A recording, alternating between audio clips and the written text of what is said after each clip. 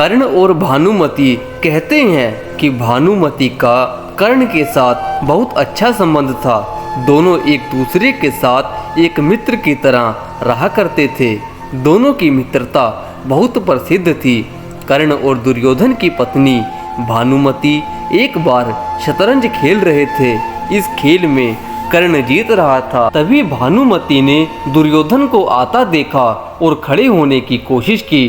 दुर्योधन के आने के बारे में कर्ण को पता नहीं था, इसलिए जैसे ही भानुमति ने उठने की कोशिश की, कर्ण ने उसे पकड़कर बिठाना चाहा।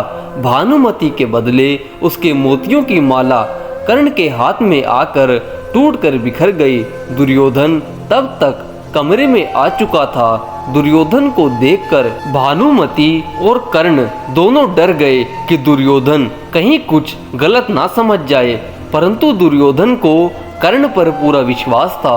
उसने सिर्फ इतना कहा कि मोतियों को उठा लें, और वह जिस उद्देश्य से आया था उस संबंध में कर्ण से चर्चा करने लगा।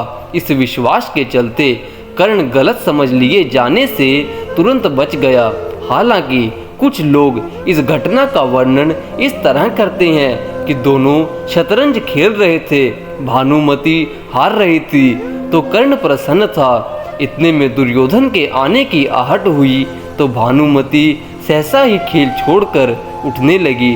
कर्ण को लगा कि वो हार के भाग रही है, इसलिए उसका आंचल झपट लिया। अचानक ही इसकी की गई हरकत से भानुमति का आंचल फट गया और उसके सारे मोती वहीं बिखर गए।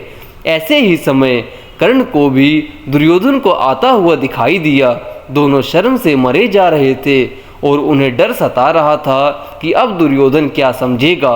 जब दुर्योधन निकट आया तो दोनों उससे आंख नहीं मिला रहे थे। तब दुर्योधन ने हंसकर कहा कि मोती बिखरे रहने दोगे या मैं तुम्हारी मदद करूं ताकि मूर्ति को समेटा जा सके।